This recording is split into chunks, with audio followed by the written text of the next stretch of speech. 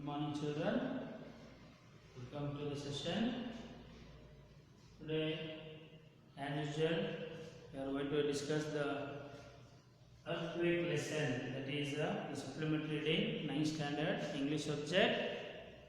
Second session over. This is the third session where we have discussed the last period about the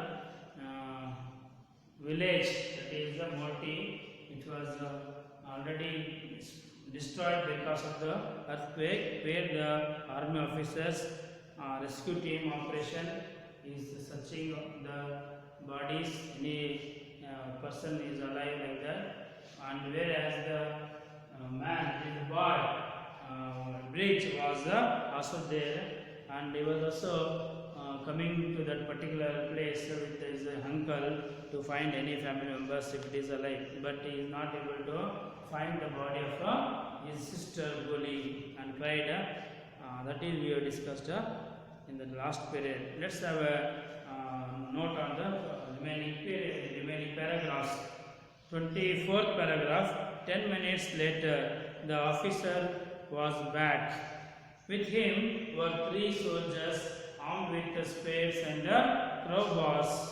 Without a word, the men began removing the debris. Though the officers are turned up for the other village, after seeing this boy, they come back and also with the spades and crowbars, and they started removing the debris which are laid there. They labored doggedly when it was completely dark. Someone brought a few lit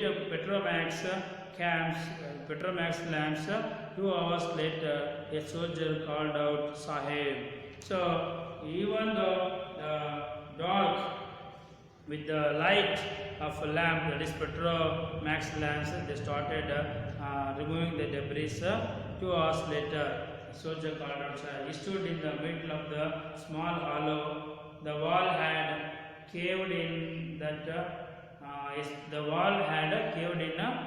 that spot. I recognized a part of the door, beneath it a small fort. Feverishly, the soldiers began to clear the hollow, then they lifted the door. "She is alive," someone said. It was a miracle.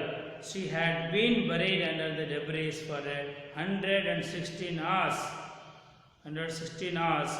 She had survived the earthquake, the cold nights, and the wild animals. So after 4 days they came there. Even after that small girl, that is sister of this bridge, found alive by the military officer, that is army rescue operation team. She had survived the earthquake. A ragged cheer went up as the soldier wrapped her in a warm blanket and carried her to the tent where a makeshift hospital had been set up. Bully lived. The next day I went to thank the army officer, but he was gone. I did not even know his name. So because of the army officer, it is possible to get the sister.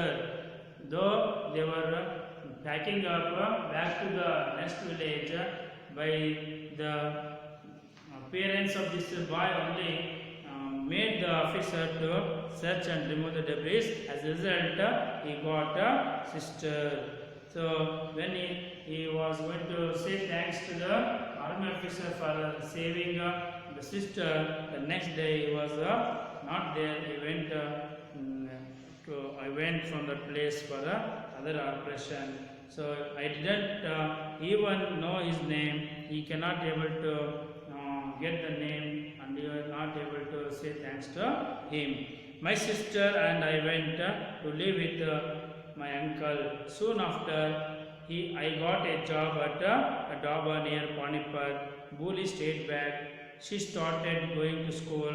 It waited on me that I never thanked that army officer. I hoped that one day I would run into him again. Every time I saw an army man, I would hope it was him. For months I would search for his face in every crowd. And one day I did find him. So he was expecting that particular officer for saying thanks. It was late on a winter's night. A truck stopped at the dhaba. A man got out. He looked familiar. When he stepped into the light, I saw that it was not him, just someone who bore a strong resemblance. The man was tired. He asked for a cup of tea. As I served him, Sahib, I felt this strange lightness, this sense of joy. When the man offered to pay, I did not take the money. The next day, it happened again. Every day, I would see someone, a complete stranger, a tired traveler, who reminded me of that officer. It was as if he was everywhere. And every time I served him tea, I felt a surge of sheer joy. A month later, I quit my job at the dhaba and returned to those mountains. The dhaba owner was quite relieved. He had no use for a waiter who kept forgetting to present the bill to the customer. Now I am on my own and I am at peace. Here is yours, bus, Sahib. No money. You are tired. All I offered you was a cup of tea. Maybe it was the best tea in all Garhwal, maybe not. But I am happy I could do as this small service. Wish you a safe journey, Sahib. May God be with you like this. The boy said bye to that Sahib. So this is about sharing a story of a boy with what happened to him. That is about the survive. So an earthquake. So this is about the earthquake. Very short story. You get to know the question answers. Okay, children, go through once again the lesson. It is very easy and it is simple language. It is given the earthquake and what you call the natural disaster, earthquake. How it is going to cause a damage on the life of the family members, and how the boy is going to be thanking in his own way of offering some teas to that of the tired travelers to that particular place. Okay, children, take care. We will continue in the next period.